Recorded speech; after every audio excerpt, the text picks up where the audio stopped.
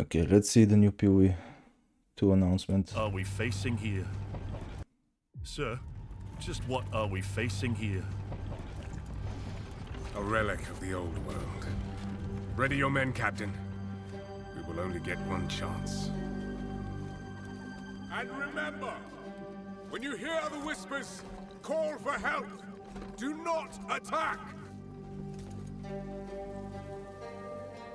When you hear the whispers, what do you think he was on about? It's Dorman, right? Yeah? Then Dorman. Shut your damn mouth. Ugh, why do I always get stuck with these rookies? Hey, the kid's got a mean cleave. Give him a chance. Quiet.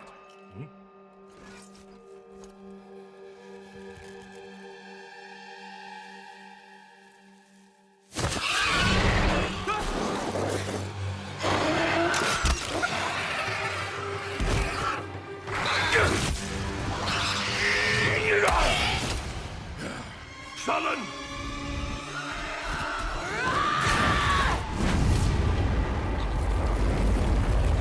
Jeez.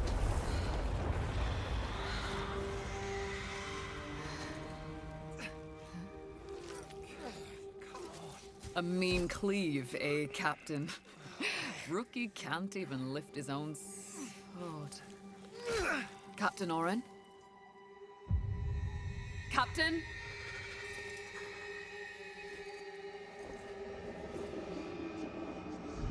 It's here. Rain! Send the signal! What the fuck? Rain! On my back, Rookie. Blade up! Come on, come on! I'm ready. I'm ready!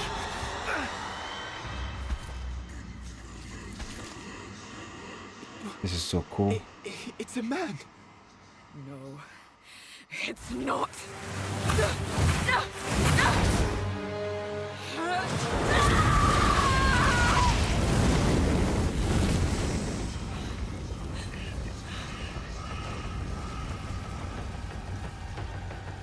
Run.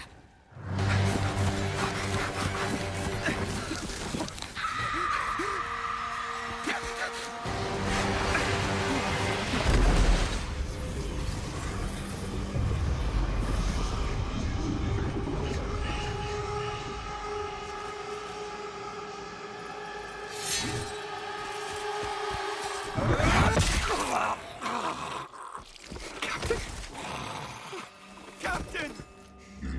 Captain!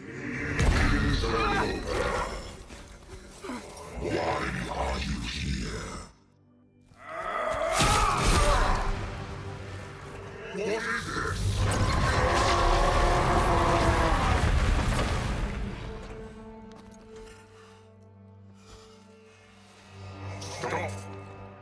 Humanity isn't ready. On your feet, lad. Is this the twist? The captain, You'll be fine. Here.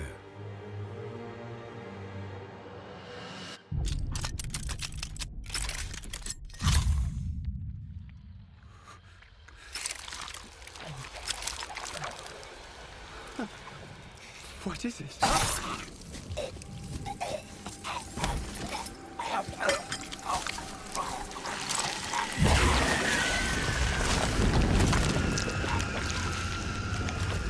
Get the body. Stop. Mortal. It can still be contained. You don't know what you have unleashed. Your kind no longer control this world. We cannot destroy your body, it's true. But you will watch as we destroy everything you have built. Bind him!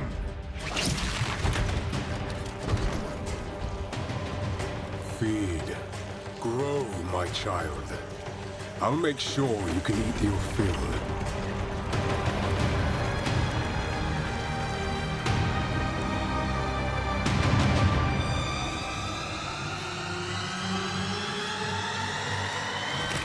Okay, I know this guy.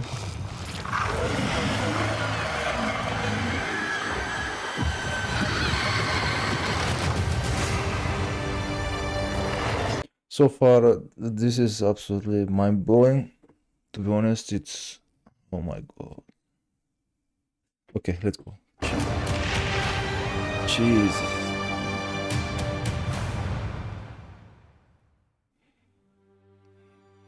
Hi, I'm Jonathan Rogers, Game Director on Path of Exile 2. Now, Path of Exile 2 is going into early access in around 2 weeks on December the 6th. But even though it's early access, this isn't just some small taste. The game is huge. In this livestream, we're going to be introducing everything you can expect. So without further ado, let's roll the gameplay trailer. Existence is a thing of beauty, precious, but impermanent. Life and death are mortal enemies, and yet bound to one another. The continuation of life must be protected at all costs. Some have said, my methods are brutal. To this, I say, there can be no salvation without sacrifice.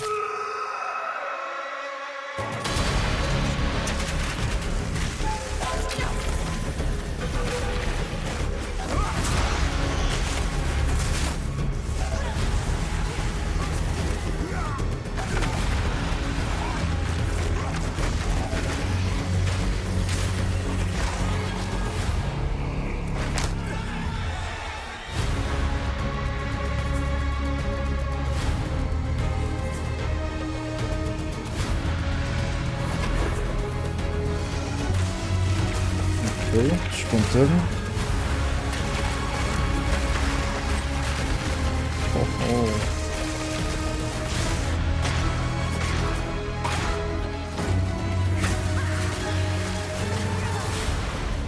We are faced with the end, and I will do what I must.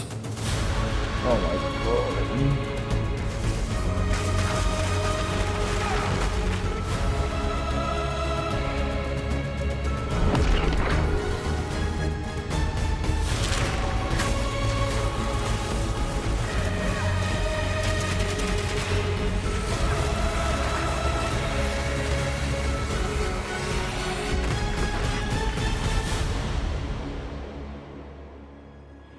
Those who obsess with death, let them soon be acquainted with it. Jesus. Now, as you just saw, even in early access, Path of Exile 2 is a big game. It's actually been 5 years since we announced PoE 2, and over that time we've revealed a lot, but it's been in bits and pieces. It's pretty hard to keep track of it all, so today we're going to do a full rundown of all the content that will be available at the start of early access. Classes, character progression systems, and for the first time, a full overview of the Endgame. This is going to be a big one, so get comfortable. For 20 years, Rayclast has been free from any sources of corruption, but the Count of Ogham, tempted by promises of power, intends to harness it once more. The dead are rising, monsters are mutating, and madness is spreading. Under the dark influence of corruption, the Count doles out sentences of death to any who would question him.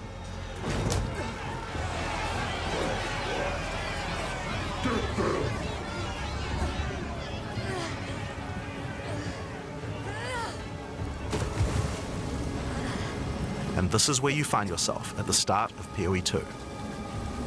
Explore the dark forests of Ogham, traverse the barren plains of the Vasteri Desert, and delve into the jungle ruins of Exile, an ancient Vaal city.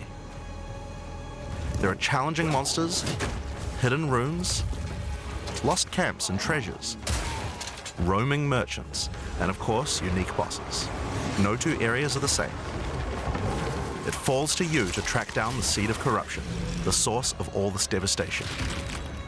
On the way, you'll face fearsome monsters, meet strange characters, forge unlikely bonds, and uncover lost civilizations.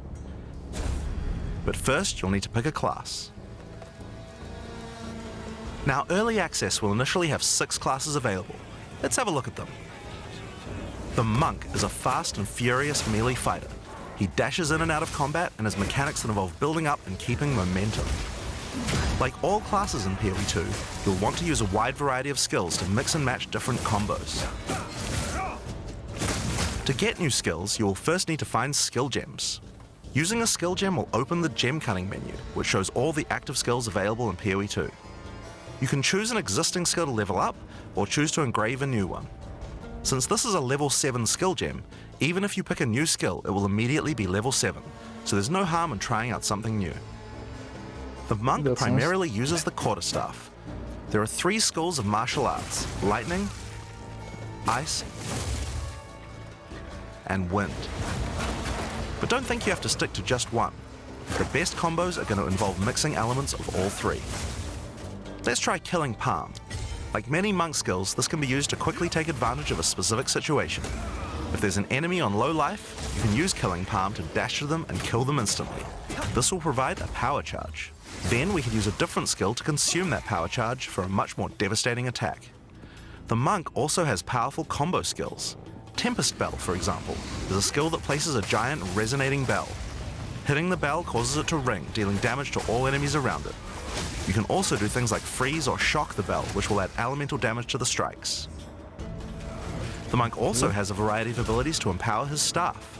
If an enemy is close to being stunned, you can use Staggering Palm to punch them down. After that, any attack you do will shoot out wind projectiles. There are 21 active skills for quarterstaves, so this just scratches the surface of the options that you have. By endgame, you'll be dashing from pack to pack, spewing projectiles and obliterating screens of enemies with huge combo attacks. Now, if you like a style of melee that's a little slower but hits much harder, then the warrior is for you. He pounds the ground with big chunky attacks and can shrug off the hits of small enemies with large amounts of armor. Even though the mace slams are slow, you never lose control. Longer attacks can be retargeted as you go, and if you find yourself committed to a long attack, you can dodge roll out of it at any time. Among the skill option for maces, you will find a variety of slams, fire attacks, war cries, and shield skills. Here, I'm going to slam the ground, rending it apart with lines of fire. Any slam skill will then cause these fissures to erupt with lava. I can even run through them with a skill like Stampede to do huge amounts of damage. The warrior can also use war cries, which can empower your next skill. Seismic Cry, for example, will double any slams from your next attack. The Stampede counts as a slam, so I can double that for even more craziness. If you want to go a little faster and be a little more defensive, equip a shield. In PoE 2, you can raise your shield at any time to block all damage from the front, even spells. While holding up your shield, your stun meter will build as you take damage, so be careful. If it reaches 100%, your stance will break and you will be vulnerable. Some enemies also have unblockable attacks, which are indicated by this red flash. If you see one of these coming, make sure to dodge out of the way. Using a shield also gives you access to shield skills, like Shield Charge, which allows you to charge towards enemies and stun them. While charging, you're also blocking the whole time, so you have full damage immunity from the front. The warrior also has access to totems. Some totems have built-in abilities, like Shockwave Totem, which can be placed to stun nearby enemies and trigger aftershocks like those from the earthquake. But you can also get Ancestral Warrior Totems, which allow you to use any slam skill in your repertoire. This is a meta skill, which means that it's a skill you can put other skills into. I can take a slam like Sunder and socket it into my Ancestral Warrior Totem. Now when I summon him, he'll sit there and slam the monsters from a distance. There are 20 active skills for maces, so there's a lot more to try out, but by endgame you're going to be dropping hammers from the sky, leaping fearlessly into combat, and separating the very earth you stand on. Time for some ranged attacks. The ranger is primarily about the bow, but we wanted to make sure that she feels agile as well. In PoE 2 you can shoot while moving. Combined with all the skills the ranger has that allow you to jump around, you will have a lot of mobility in combat. Bow skills have a variety of lightning, poison, ice, and physical attacks. Lightning attacks bounce around between targets. You can also stick lightning arrows in the ground which explode when hit by the bouncers, or electrocute enemies to take them out of combat. Ice attacks allow you to slow and freeze enemies to keep them away from you. Using poison, not only can you slowly damage your enemies from afar, but also grow some interesting plants. With 21 bow skills and all the mobility and combo tools the ranger has, you can take advantage of every situation. By endgame, you'll be creating hundreds of arrows, be they falling from the sky, bouncing around between enemies, or spraying out of tornadoes. You might have noticed in the bottom left of the screen that the flask slots look a little different. In PoE 2, you have one dedicated life flask slot and one mana flask slot. Flasks gain charges as you kill enemies, and typically allow you to heal 6 or 7 times if they're full. But that's not the only thing you can use charges for. Charms are a new item type that will automatically defend you from various debuffs or damage types. Having trouble with getting frozen? Equip a thawing charm. When it's fully charged, it will make you immune to freeze for 3 seconds if you get frozen. To recharge them, just kill more monsters. You can gain more slots for charms by upgrading your belt. The mercenary wields a crossbow that can be loaded with different ammo types, offering versatility, power, and mobility. All classes in Path of Exile 2 can be controlled with WASD, which makes this class play exactly like a shooter. For the crossbow, you will find skills that work like shotguns, sniper rifles, assault rifles, and even grenade launchers. But not only that, there are a wide variety of more interesting elemental ammos too. It's very fast to switch between ammo types, so long as you already have them loaded, which makes the mercenary able to combo abilities together for devastating effect. Use Glacial Bolt to create walls of ice to separate enemies, then switch to fragmentation rounds to explode the ice, dealing massive AoE damage. If I come across an armored enemy, I could use armor-piercing rounds to break their armor, and then high-velocity rounds to take them down. Or perhaps I could fire a gas grenade to poison enemies before detonating the cloud with an explosive shot for massive damage. If you want to call in some suppressing fire, you can summon artillery ballistas. These have a minimum range, so you'll want to prepare your position carefully before moving in. There are 22 active skills for crossbows. By endgame, you'll be calling destruction down from the sky as you litter the battlefield with grenades and pepper your enemies with your automatic shotgun. If you're looking to take a backseat and let your minions do the work, then the witch should be your choice. She can call forth hordes of undead monsters to fight for her while casting powerful chaos spells that debilitate her enemies. Occult skills are some of the most varied in the game, with skeletons, noxious spells, specialty minions, curses, and sacrificial magic. Before we talk about minions, we'll have to talk about a new resource in Path of Exile 2 called Spirit. This is a spirit gem, which allows you to pick from a range of persistent skills. All classes have a variety of these skills which can add some very interesting effects, like Arctic Armor, which does cold damage to enemies that hit you, or Raging Spirits, which summon fiery skulls each time you cast a fire spell. For the Witch, though, we'll want to be using our spirit to create permanent minions. These minions will be revived automatically when they die, so you don't have to worry about resummoning them all the time. Here, I'm using the skill screen to allocate which minions I would like in my horde. You can see the spirit cost of each one. Skeletal warriors are cheap but weak, useful for tanking damage and distracting enemies. But I want more heavy hitters in my army, so I'm going to unsummon some warriors and instead add skeletal arsonists. Permanent minions come with special active abilities called command skills. You can order these guys to detonate your own minions for even more damage and area of effect. If you want a bigger army, you'll need a scepter. This new weapon type is imbued with even more spirit, allowing you to summon even more friends. And if you want an even bigger army than that, you can take advantage of corpses to summon true hordes of minions. But what can a witch do while her army is at work? Well, she has a range of chaos spells to spread disease amongst your enemies, or bone skills to impale them. Or, you could curse them to make them weaker so your horde can take them down. There are 25 active occult skills. By the endgame, you will be the leader of a fearsome army of the dead, consuming everything in its path. The sorceress bends the elements to her will, using them to unleash devastation on her foes. This classic spellcaster weaves a flurry of elemental magic from afar. The elemental skills have everything you might expect and more. Fireballs, icy explosions, lightning storms, you get the idea. Each spell is unique and has many different ways to build and combo with others, even between different elements. For example, Flame Wall conjures a burning line that not only damages enemies, but also empowers all projectiles that pass through it. If you place a wall and fire lightning sparks through it, they'll gain extra fire damage. It's a good idea to take advantage of the ability to automatically swap weapons when you use certain skills. Having a special staff with bonuses to fire skills and another with bonuses to lightning skills can really power up a combo like this. The sorceress can also take advantage of powerful trigger gems. For example, you could grab the Cast and Ignite gem and use it with Firestorm. As you ignite enemies, a counter will go up in the top left corner.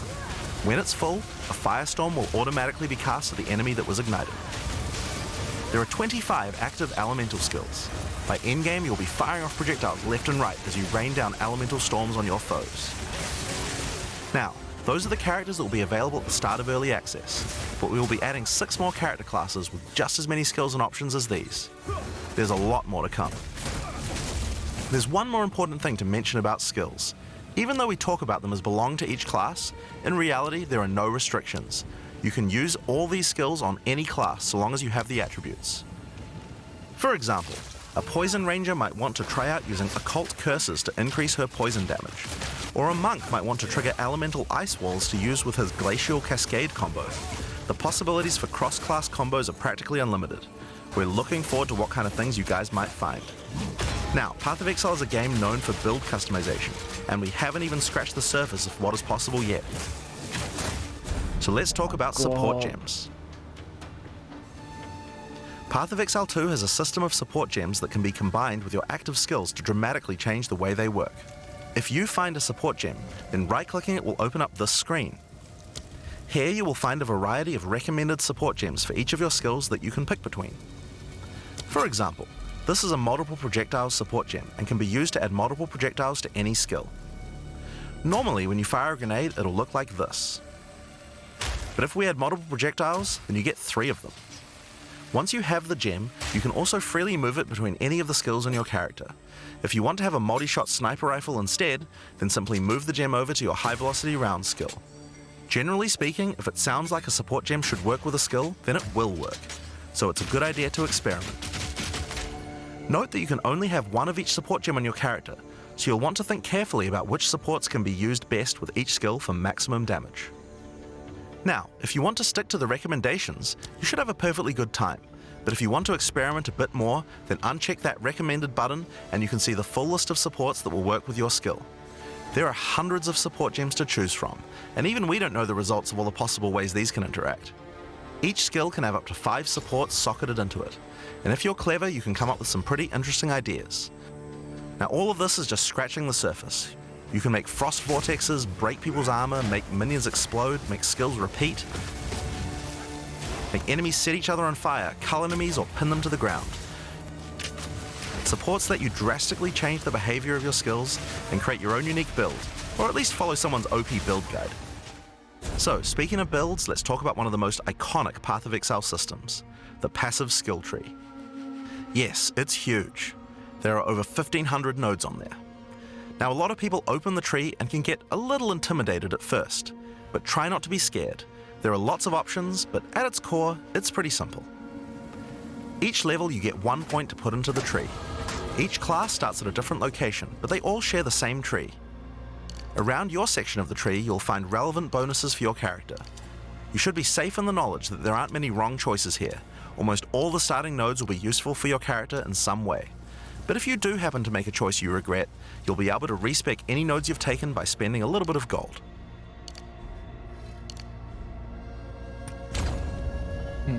Now, the tree is generally divided up into clusters which have similar themes. In each cluster you will find small nodes that give simple bonuses like increased damage, but the real power comes from notables. Notables normally have much more interesting bonuses, and they tend to care a lot more about how your build works and what skills you're using. For example, in the mercenary area of the tree, this one gives a 25% chance for crossbow skills to not consume a bolt.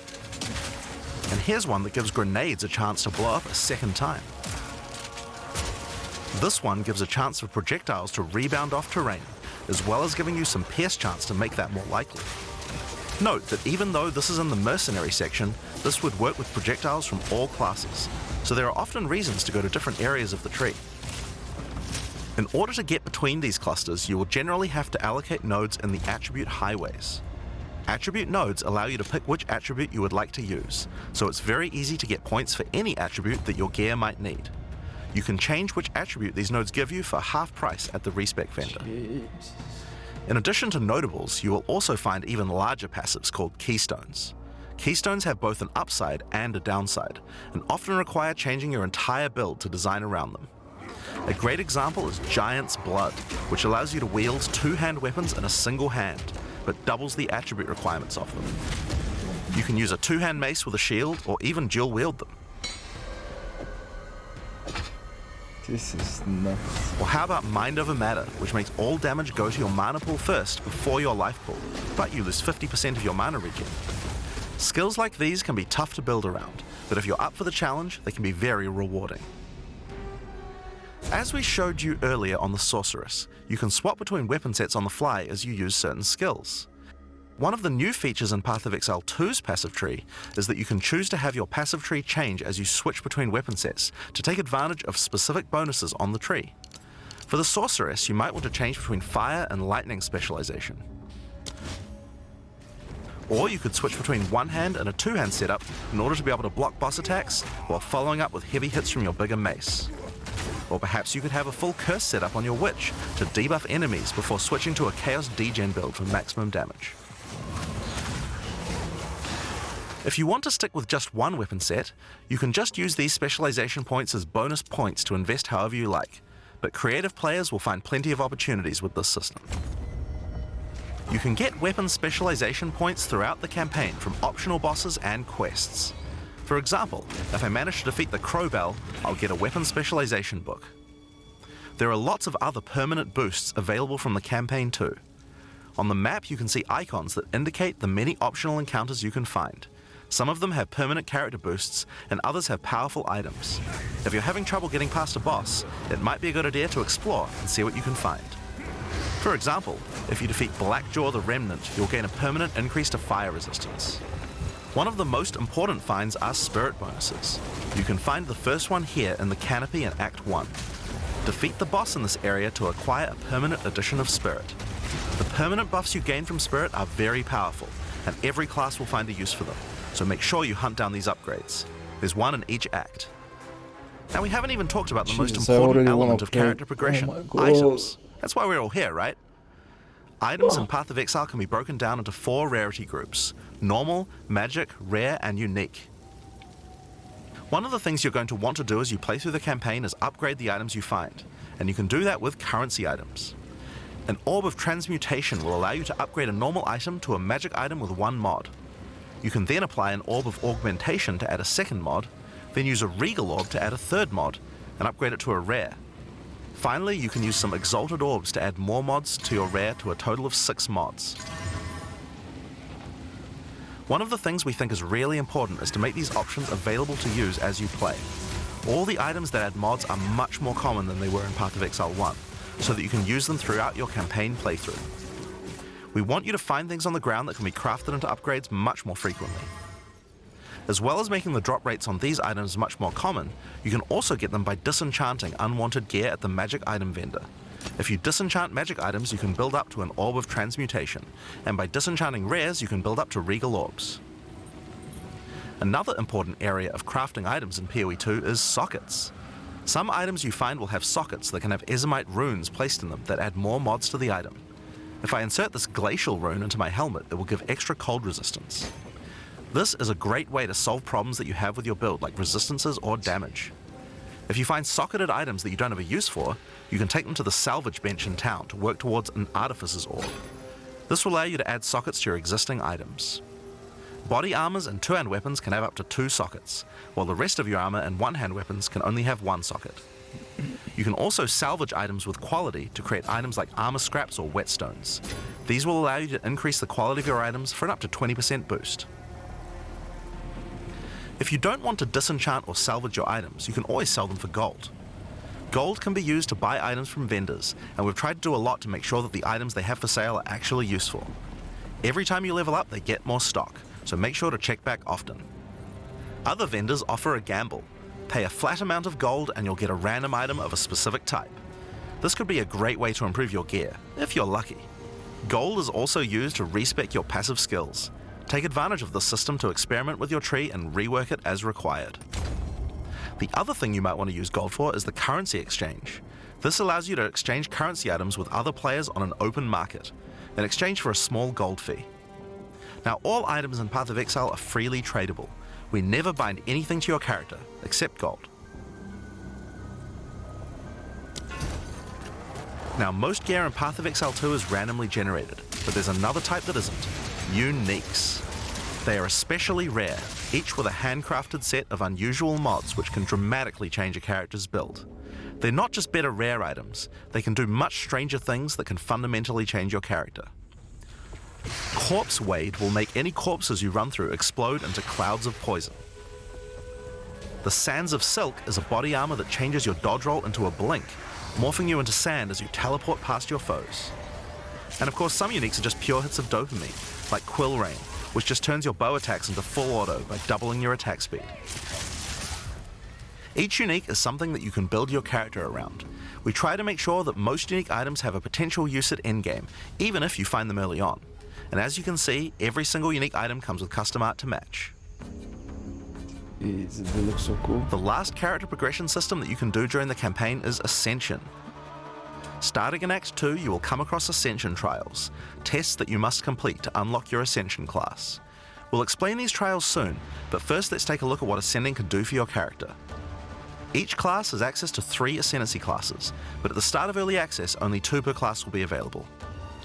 Ascendancy classes are unique to each character class, so choose wisely.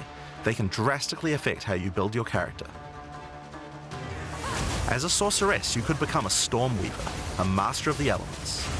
Tempest Caller causes elemental storms to be summoned each time you do a critical hit with a spell.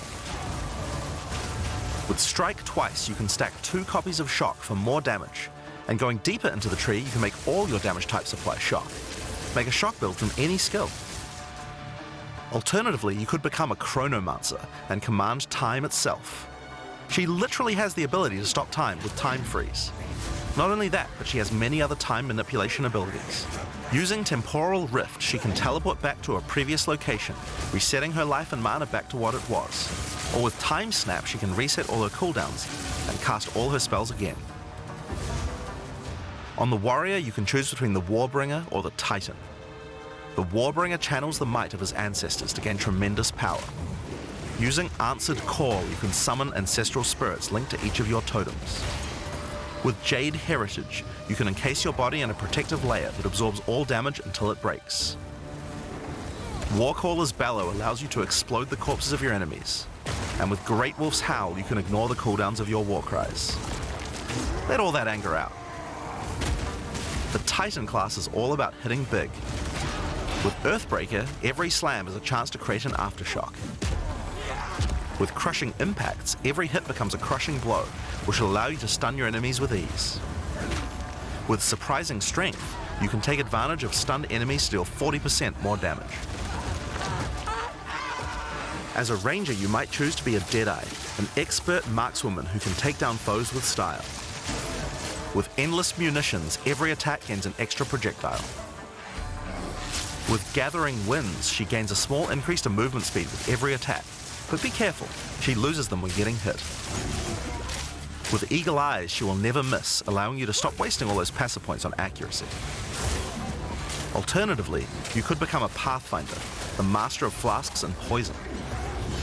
She can choose from one of several throwable concoctions, allowing her to spend her flask charges to throw explosive bottles that deal various types of damage.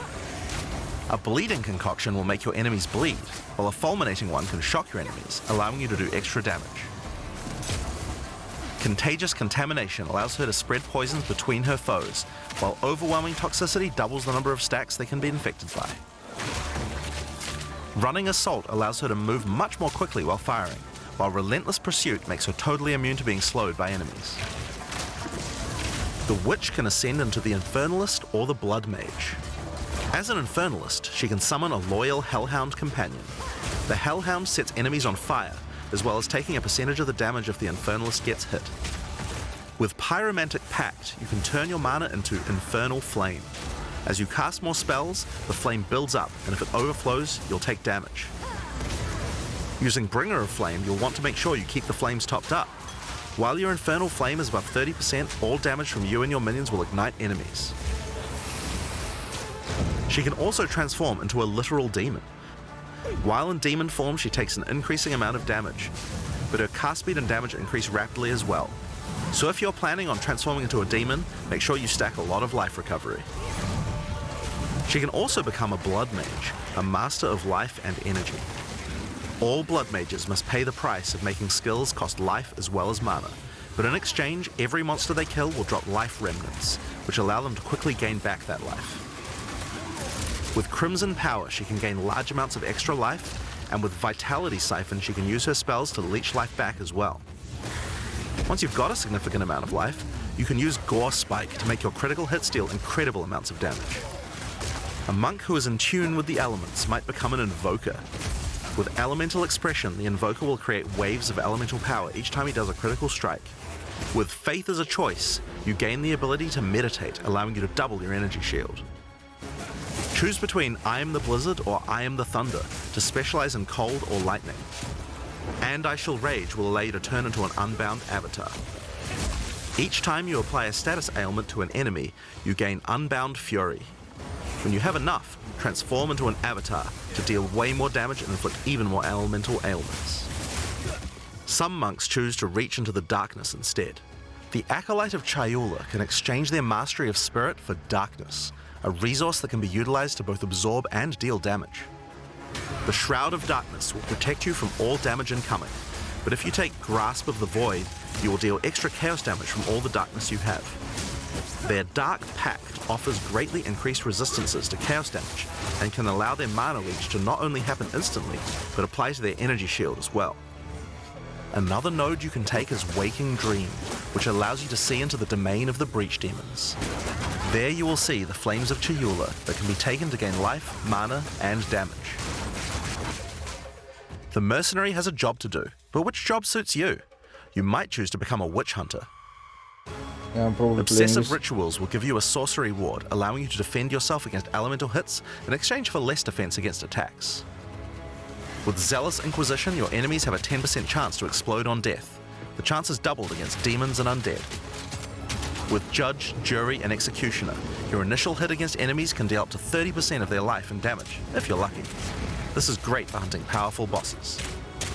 And with Witchbane, you can break your enemy's concentration, preventing them from casting spells as often as they would usually do. You could also choose to become a Gemling Legionnaire, enhancing your abilities by embedding gems directly in your flesh.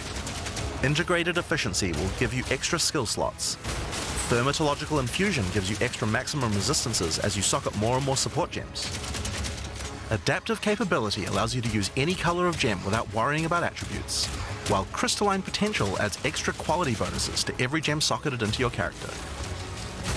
So those are the Ascendancy classes for the start of Early Access, but one thing we haven't talked about yet is how you ascend in the first place.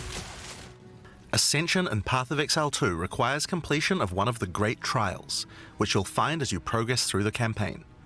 Each one is associated with one of the major cultures of Rayclast. Located in the Vasteri Plains are the Maraketh, a culture of rich tales and brutal traditions, who must do whatever it takes to survive in the desert. The highest position in Maraketh culture is a Sekima, and it is not a title given freely. All aspirants must complete the Trial of the Sekimas, a grueling gauntlet that will test their strength, will, cunning, and patience. To enter, a warrior of the Maraketh must prove their worth by trapping the soul of a djinn in a coin, and you are no different. Once you have earned your coin, it may be placed in the relic altar to begin the trial.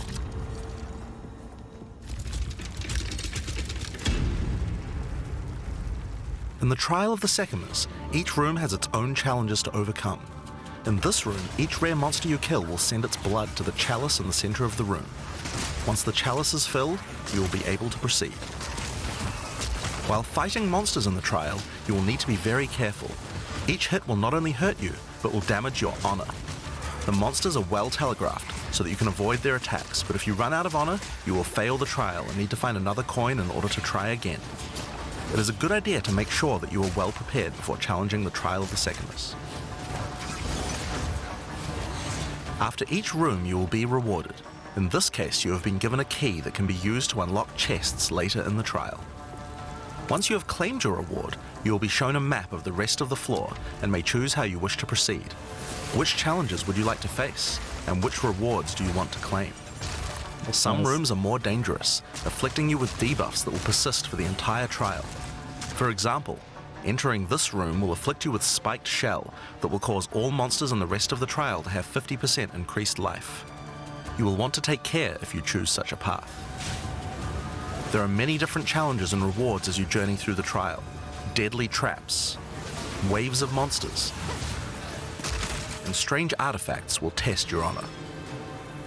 As you progress, you'll be able to gain boons from the Djinn, which will help you on your journey. For example, the Sekima's cloak will revive you once if you die, giving you a second shot at a run. One of the rewards you may find is Sacred Water, an extremely valuable and treasured resource to the Djinn and the Maraketh. Trading it with the Djinn will allow you to receive many benefits. You can recover honor, gain additional boons, or remove afflictions.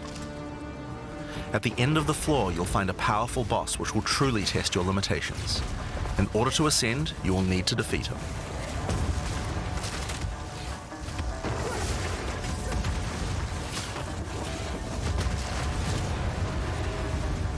Having defeated the boss, you've earned the right to ascend. But first, the loot. The keys you have found may be used to open the various treasures in the vault at the end of the floor. We only have a single bronze key, so we'll just have to open one of these small chests. If you want to open the better ones, you'll need silver or gold keys. Let's use the Altar of Ascendancy. Your first ascension will allow you to pick your class and grant you 2 points to use in the tree.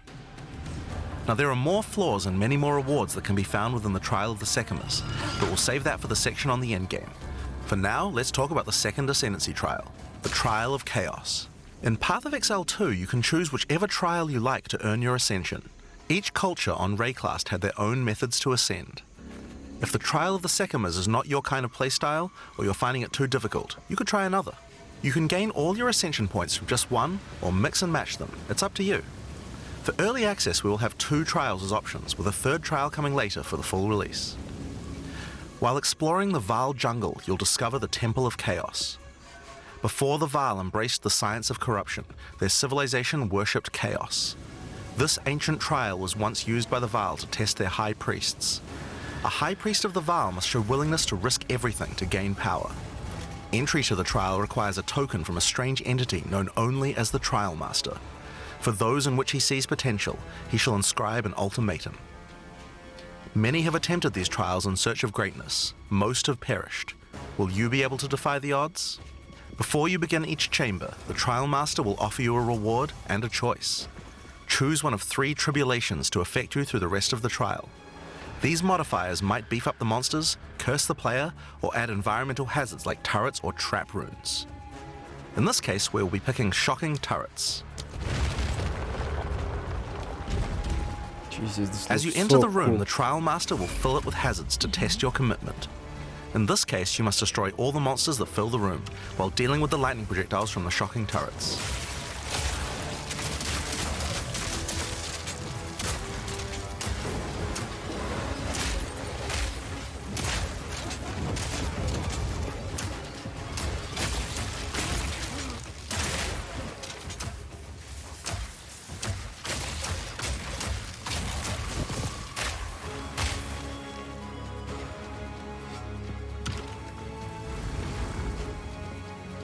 After each room, you will need to make a choice.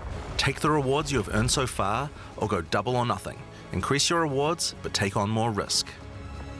Each tribulation you add is minor on its own, but they quickly stack on top of each other and can become overwhelming. There are many types of chambers in the trial. Each will test your resolve in different ways. This one simply requires you survive for a certain amount of time. Another requires you to escort the stone idol through the level as elevators full of monsters descend to attack you. Should you be able to get through the first 3 chambers, you will face your first boss. The order of the bosses is random, and combined with the tribulations you have selected, the fight will never feel the same. After defeating the boss, you may claim your rewards. Of course there are the items, but you also gain the right to ascend.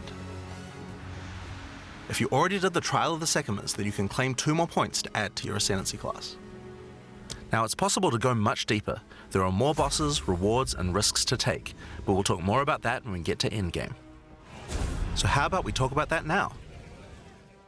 So far, we've only been showing you footage from the campaign. but some people would argue that the endgame is where the game truly begins. Something that happens almost every time a new action RPG launches is people saying, there isn't enough endgame content. Well, we want to make sure that in PoE 2 people don't feel that way, and we actually only changed our development priority for this recently. Legion. The first 3 acts of PoE 2 already take around 25 hours to complete if you're a new player. This is already a pretty significant campaign. On the other hand, people spend hundreds of hours in endgame each league. We realized that finishing the rest of the campaign for early access was actually a bad idea. Instead of having acts 4 to 6 in early access, we could concentrate on endgame and make that great. For new players, a 25-hour campaign is already a huge game with lots of content.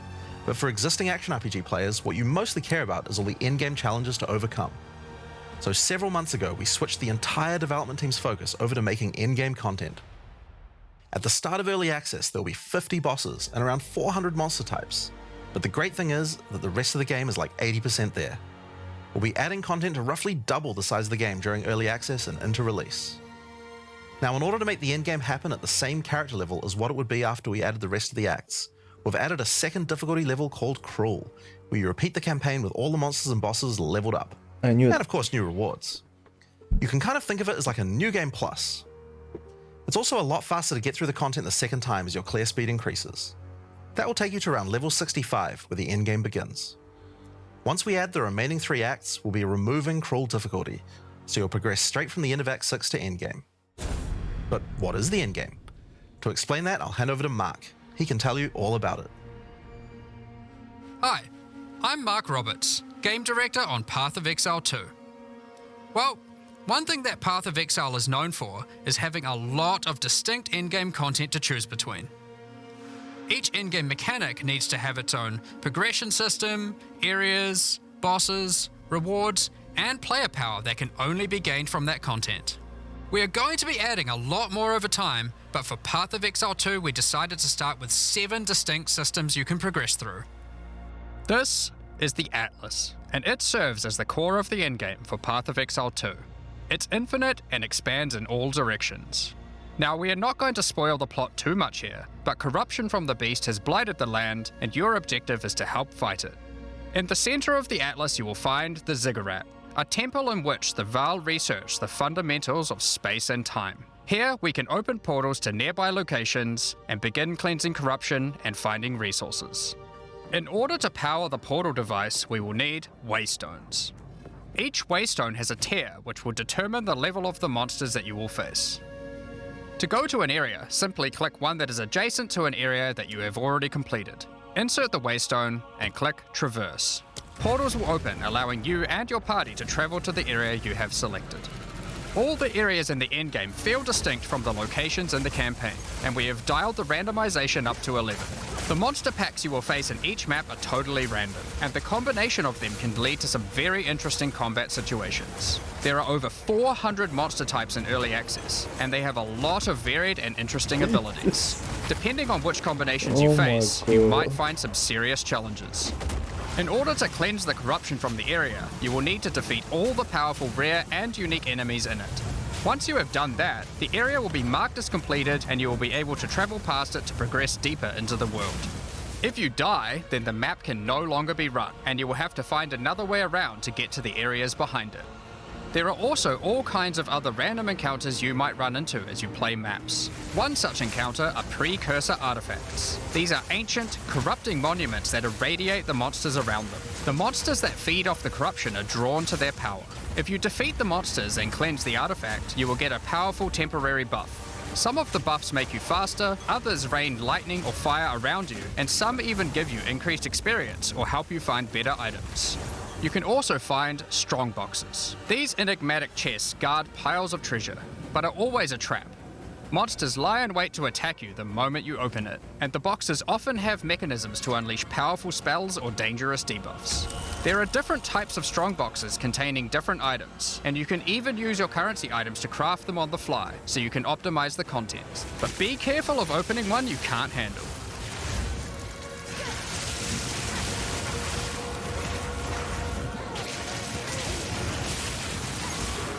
Sometimes you'll discover monsters frozen in essences, solidified crystalline corruption.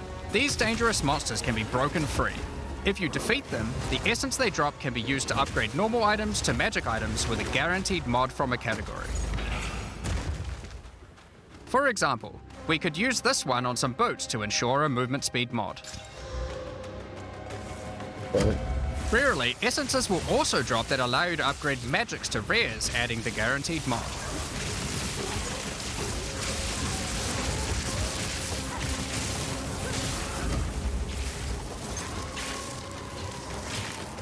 This is incredibly powerful since it allows you to get a second deterministic mod in your crafting projects. Combining these with the currencies that are commonly found in Rayclast for modifying items, and we can get a very nice pair of boots indeed. Waystones, like all items, can also be crafted using your currency items. Adding prefix mods will improve the rewards, while suffix mods increase danger. The more dangerous a map is, the more waystones will drop. Adding mods to your waystones is key to progressing to higher tiers and sustaining them, but it will require you to take on larger challenges. There are a variety of factors you'll have to consider when crafting your waystones. Some maps will have higher density, some lower, some have more magic and rare chests, or monsters, some are more linear and others more open. Make sure you explore and think about what makes certain maps good if you want to maximize your returns. As you cleanse corruption from higher and higher tiers of the Atlas, you will gain points that you can spend in the Atlas tree. This tree allows you to juice the danger and rewards of all areas in the endgame. You could increase the number of monsters, the number of rares, the number of precursor artifacts or strongboxes, even the quantity of item drops. As you explore the endgame world map, you'll notice various different biomes, from snow-capped mountains to dense jungle valleys. Most maps are restricted to certain biomes. What are As you those continue towers? to explore deeper into the Atlas, there are all sorts of things to discover. These cities are constructed by different peoples of Rayclast, and have specific items that can be found there. These strange structures marked on the map don't appear to do anything for now. Perhaps you'll work out how to use them later. You might find unique maps like Untainted Paradise, an undisturbed island full of beasts that give an extreme amount of experience. You may even find a lonely man just enjoying his retirement who will give you a unique item for free. In addition, you can find special areas that would make a good spot to set up camp. Clear these areas of their hostile inhabitants, and you'll be able to claim them as your own hideout. You can decorate your hideout as you see fit and invite various NPCs to join you there to create your own personal base of operations. A great tool for exploration are towers. These mysterious precursor constructs are dotted around the Atlas. Completing the tower will reveal a large area around it, allowing you to scout out your next challenge. There are lots of things to find, so keep looking.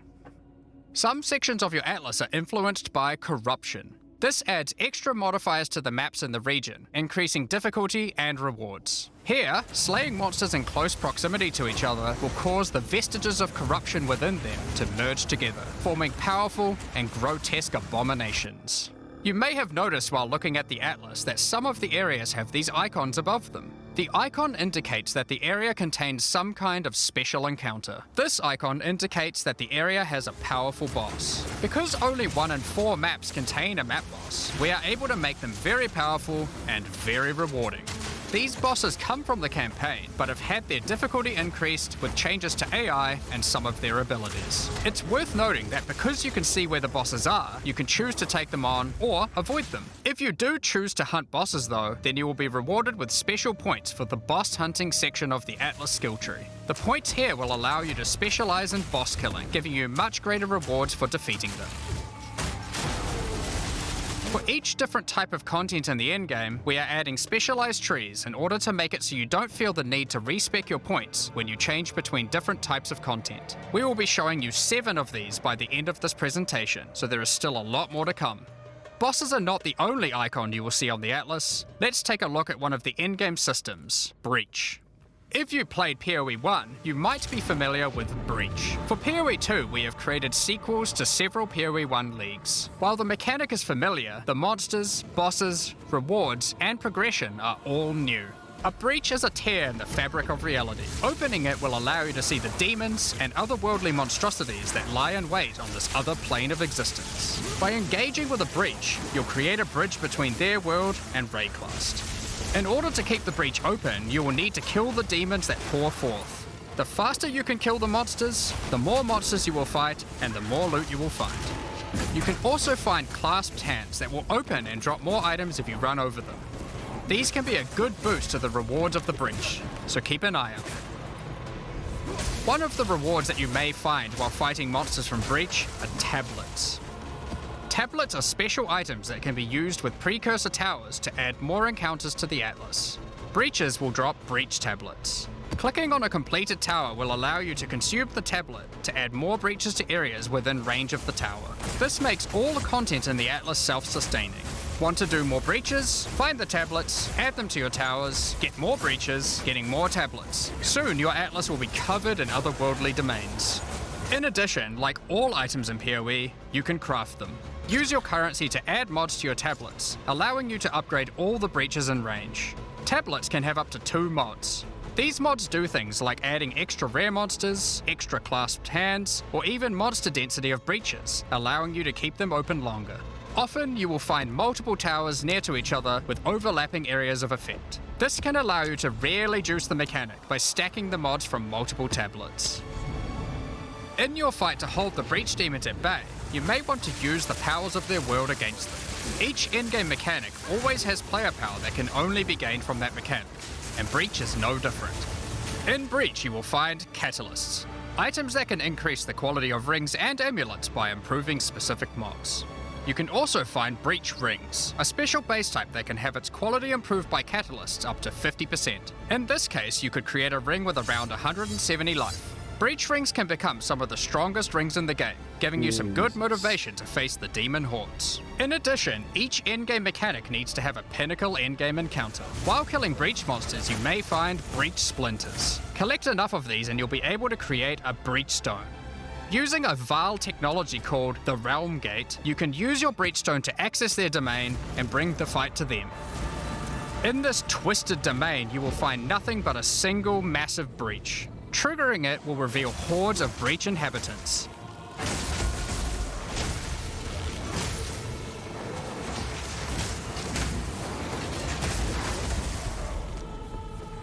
And should you be fast enough, you will be able to fight their leader, Zesht. We that are one. We that dreamed.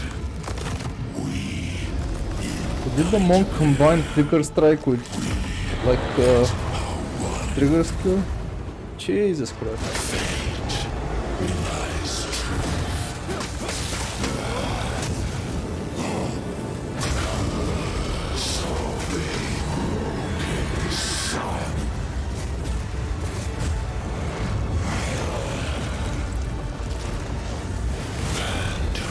This is just one of the pinnacle encounters of PoE 2. We won't be showing the rest of them, so you will have to discover them for yourself.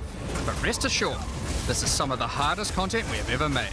All these encounters have specific uniques that can only be found from them, but that's not all. We still have the progression system. Defeating Zesht will give you points to allocate into the breach section of the Atlas tree. Allocating these points will make breaches and the breach domain even harder, but will give you more rewards. The small nodes will increase the difficulty of the twisted domain, while the large nodes have more specific bonuses.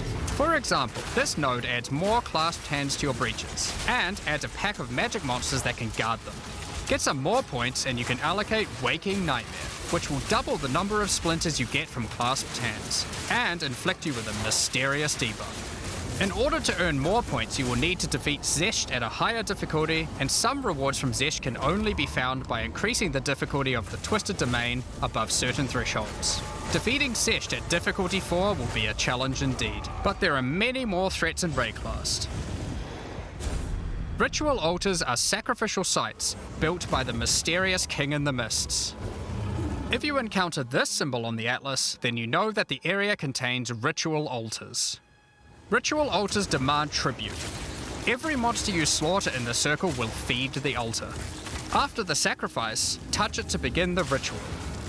The monsters you just killed will be resurrected by the King of the Mist's dark magic, and you must fight to survive. The tribute you have offered to the altar can be spent to buy powerful items, but they can be expensive. To gain more tribute, you will want to find more altars. Each successive ritual you do within an area will spawn the monsters revived by the previous ones, in addition to the ones you sacrifice next to it. By the end of an area, you'll be fighting a truly imposing number of foes, but will have a significant amount of tribute to spend. One of the rewards you can buy with tribute are omens. These are special items that allow for meta crafting. Crafting items that affect other crafting items. Have an item with good prefixes but bad suffixes? This omen will help you to remove the mod you don't want while keeping the ones you do. There are a bunch more of these with different effects, but we will leave them for you to discover. Now don't forget that Ritual will also drop tablets, which can be used to specialize into getting more rituals. If you want to get to the pinnacle boss of Ritual, then you will probably want to use them. They can also be crafted to grant mods, making your rituals more rewarding. The pinnacle encounter of Ritual is the King in the Mists. Feared by the Asmeri people, he is said to have brought eternal darkness to the Wildwood. We won't show the encounter, but just like Breach, there are a range of unique items you can get for defeating him, and you will gain points in the ritual section of the Atlas tree. Some maps have been touched by insanity. A mysterious entity has taken a special interest in you. Step through the looking glass and you will find your nightmares coming to life. When you touch a mirror, the mists of delirium will spread out across the area, infecting your mind. You must stay within the mist to maintain the nightmare, which is as profitable as it is terrifying. Everything you kill will increase the rewards that drop. However, the deeper into the mist you travel, the stronger the monsters are. Be careful not to overstay your welcome. Rare and unique enemies will become vessels for terrifying demons, who will manifest out of them to unleash powerful attacks on you. The mist also offers a strange crafting material, distilled emotions. By combining these emotions, you are able to instill your amulet with a notable from the passive skill tree. This is like gaining an extra passive point for free, attached to your gear. They are also particularly great because you don't have to traverse the tree to get them, allowing you to get off-class bonuses that would normally be much harder to get. Distilled emotions can also be used to instill your endgame maps, applying Delirious to them and adding additional difficulty and rewards, allowing you to further juice your endgame maps. The tablets you can find from Delirium can be used to further improve it, increase pack size, make the fog dissipate slower, or improve your progress towards the pinnacle encounter of Delirium. Speaking of which, every now and then you will find simulacrum splinters. The mysterious entity will create strange encounters based on warped versions of your own memories. Monsters and simulacrums come in waves that get progressively more difficult. You will receive loot at the end of each wave, and you will have to make the decision to leave now or continue on, facing up against even tougher foes from the mist. The bosses you will face as you get deeper into a simulacrum are truly terrifying. If you can complete a simulacrum, you will gain points for the Delirium section of the Atlas skill tree. Next up, we have Expedition. Occasionally, while clearing corruption, you will encounter these Kalguran settlers. The Kalgurans have discovered ancient burial sites with lost Verisium artifacts, and they want you to help dig them up with explosives. So the Kalgurans have marked the locations where the relics can be found. Like you do Delirium, you can just spec in Delirium, right? You don't have to go through the entire tree and stuff like that, which saves you like so much clicking, and it's way easier now. It's really good. Place explosives as best you can to dig up as many as possible. There is just one problem. Corruption has brought the corpses of their ancestors to life, so you might have to do a little cleanup before you can reclaim the artifacts.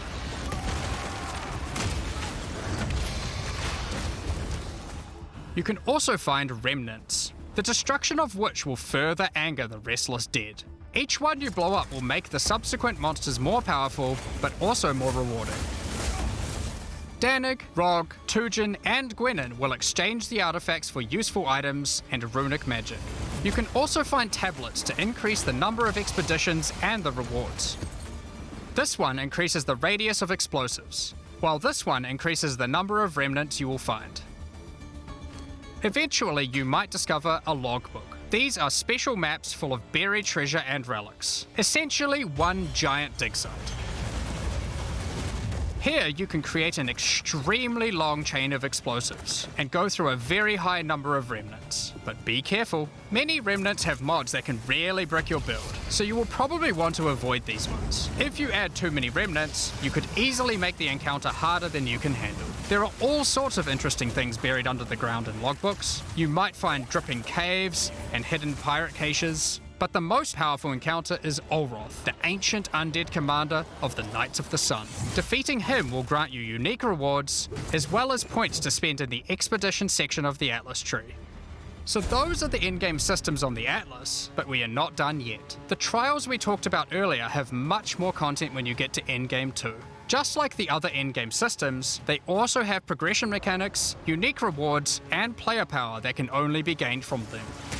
As you get higher level coins for the Trial of the Sycamores, you will unlock more floors to explore.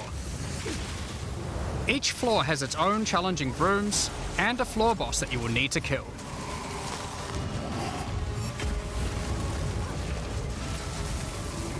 There are 4 floors in total, leading to another pinnacle boss at the end of the last floor, which can only be accessed at endgame. The Trial of the Sycamores is where you'll find jewels, which you can socket into your tree. These are like passives that you can craft with your currency items. They can be really powerful as they allow you to stack modifiers that may not be easily accessible on the tree normally. This jewel gives lightning damage and shock chance, for example. There are quite a few jewel sockets on the tree, so it's possible to gain a lot of power here.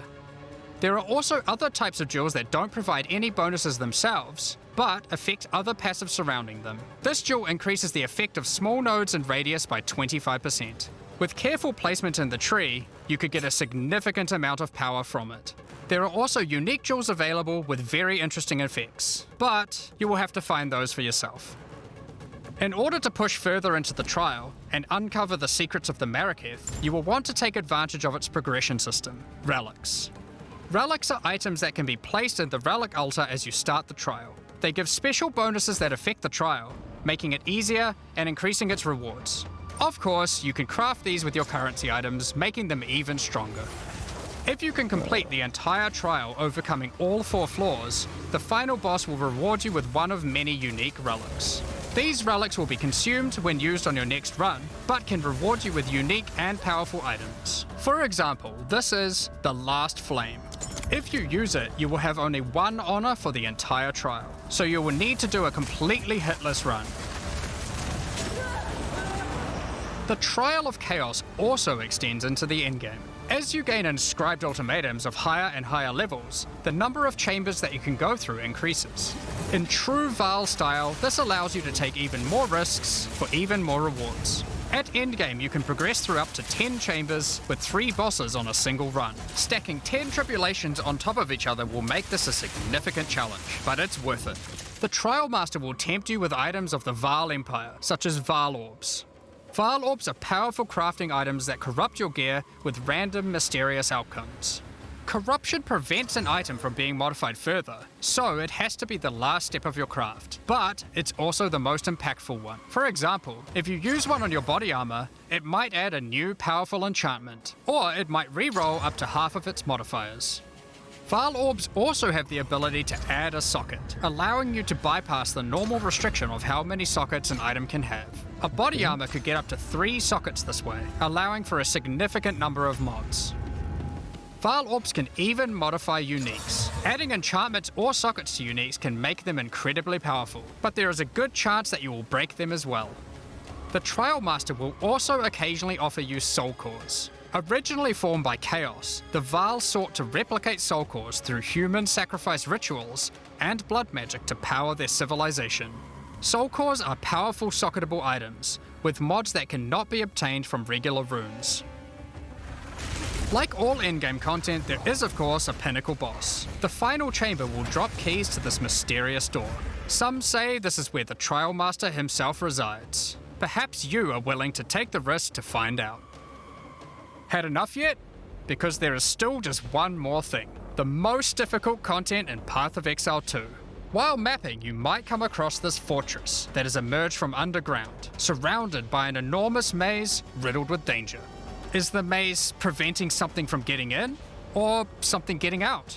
This fortress is of ancient origin, and its construction has similarities to the towers and tablets that you have been using on your journey through the endgame. It is clear from the entrance that there are 3 keys required to enter. Local factions are vying for access to the fortress in order to seize the power they believe will be inside. Each of the faction's leaders have managed to get their hands on one of the keys, so you will need to defeat them. Each faction is led by an Uber-Act boss. You can see one of them inhabiting the city, but in order to fight him, you will first need to defeat their 2 lieutenants in the adjacent zones. Be careful. If you fail against either of the lieutenants, or to kill the leader, they will move on, and you will need to find them again. Kill all the Uber bosses and you will gain access to the fortress. We aren't going to spoil it as we can't wait to see you guys attempt it for the first time. But is there a tree you get points in after killing it? Of course there is. This is Path of Exile. There is always another tree. So these are your challenges for PoE 2. As you can see, this project is crazy huge. Way bigger than even we expected when we started out. But how do you gain access? Well, during early access you'll need a key to get in. To thank our existing PoE supporters who have spent more than $480, we'll be giving you guys a key for the PC version for free. Anyone else who wants one can get one by purchasing one of the new early I already access got support mine, packs that have just been released to the even store. though I spent more than $500. If you just want early access to PoE 2, then you can get a key in the $30 early access pack. The pack also comes with $30 of points to spend in the MTX store. But we also have a variety of other supporter packs filled with exclusive microtransactions, points to spend in the store, and even physical items. The cosmetics can be used right now in PoE 1 and in Path of Exile 2 when early access starts. Most of this footage has been recorded in Path of Exile 1, since that's where you can use them immediately. The Lord of Ogham supporter pack contains a cosmetic armor set befitting of the Count of Ogham himself. There is also a matching back attachment which has an alternate variant depicting Looks so influence much of corruption. like Game of Thrones. Also in this pack you can find a portal formed of the rusted armor of the fallen soldiers in the Red Vale of Ogham, and the offspring of a vicious crowbell boss found in the hunting grounds. This one doesn't look so vicious though.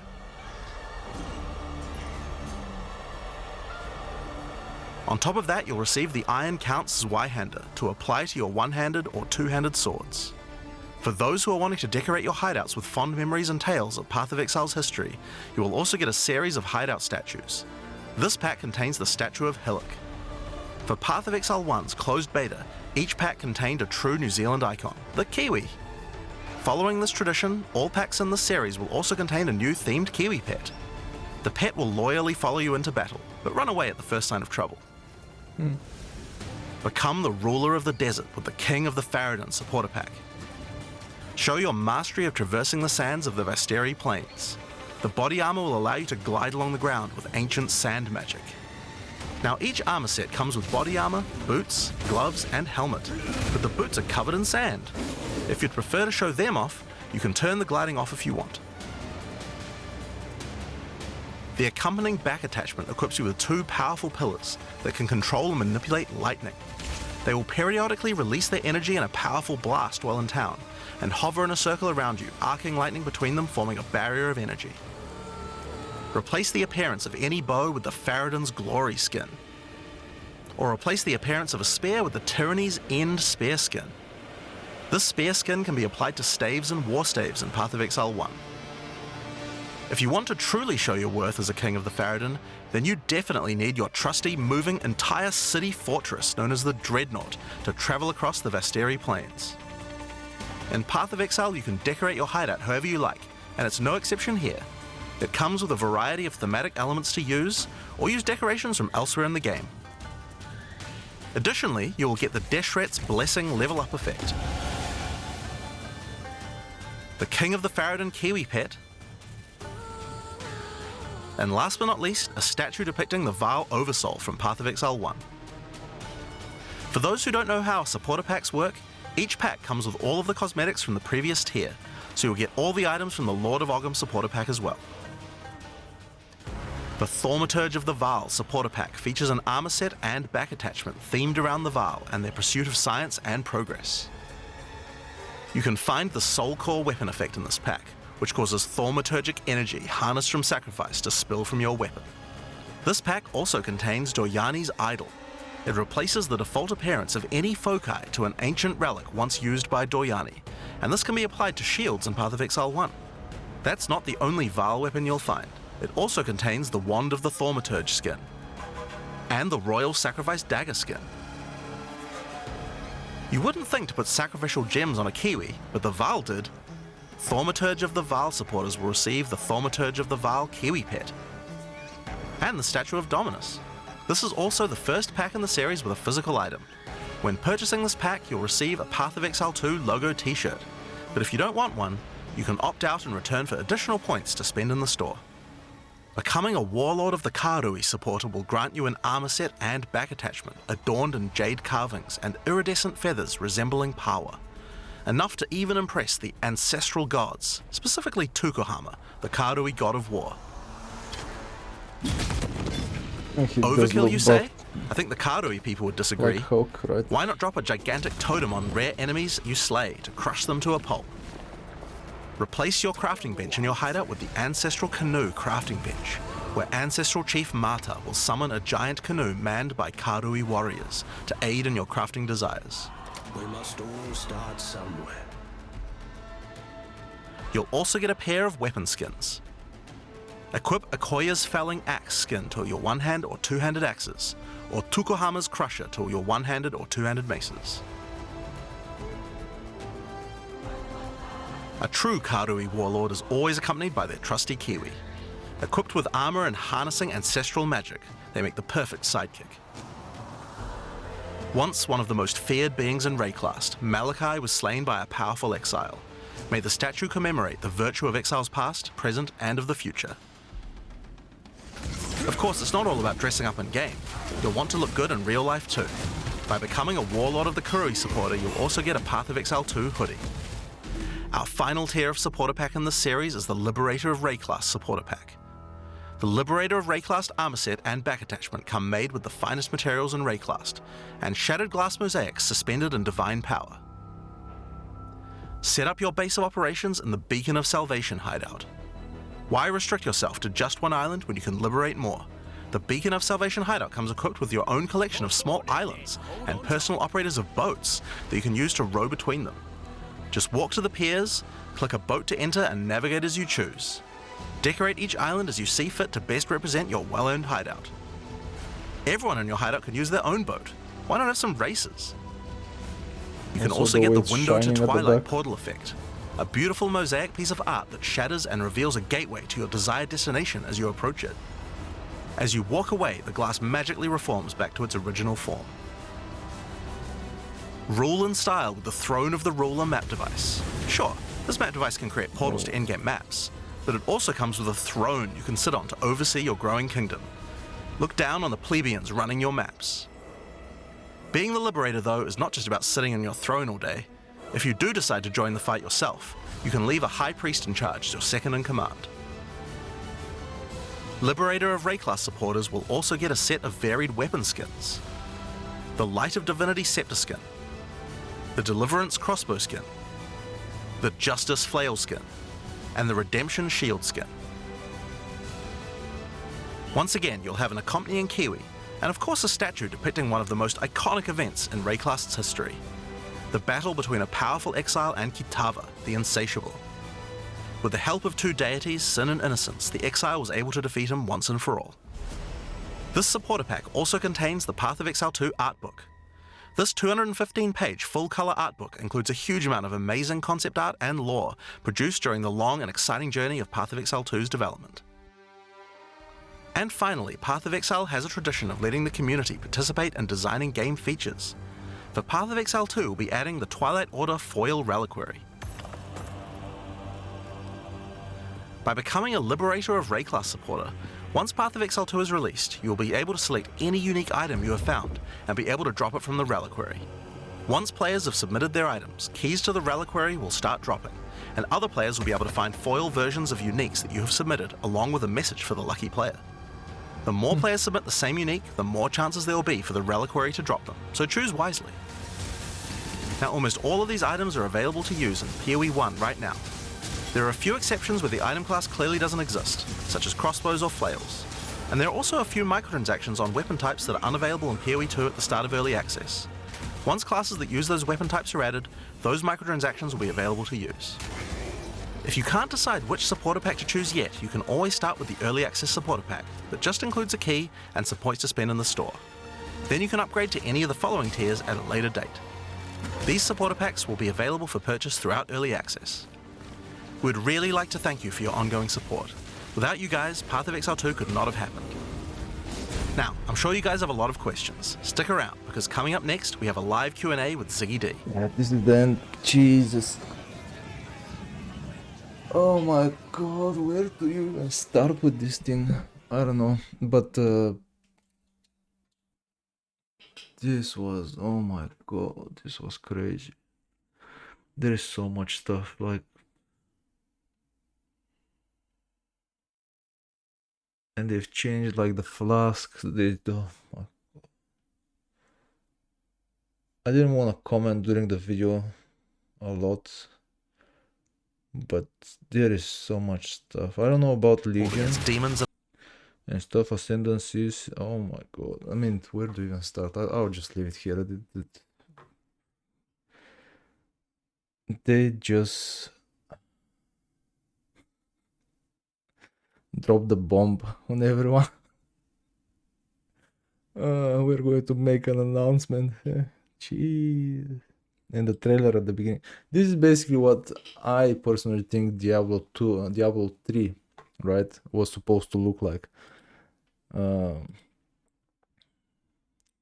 when you fire a grenade. Like this.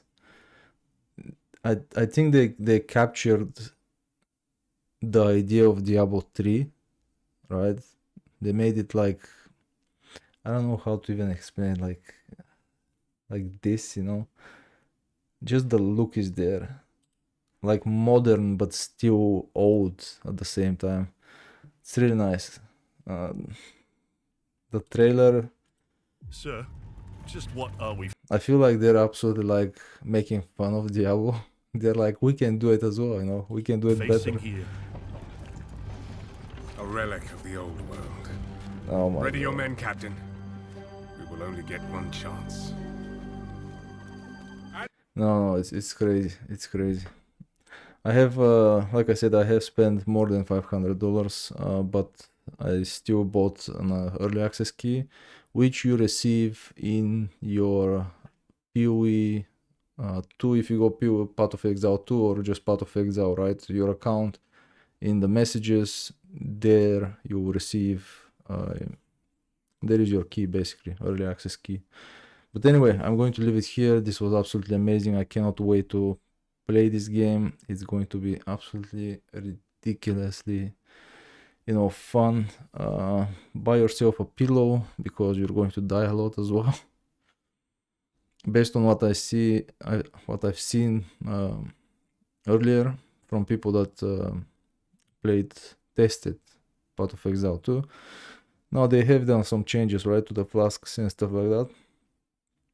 But if they haven't done changes to the gameplay, meaning bosses and enemies and stuff like that, I absolutely recommend that people buy themselves a pillow, and if you have a partner, you know, tell them to give you support because you will die.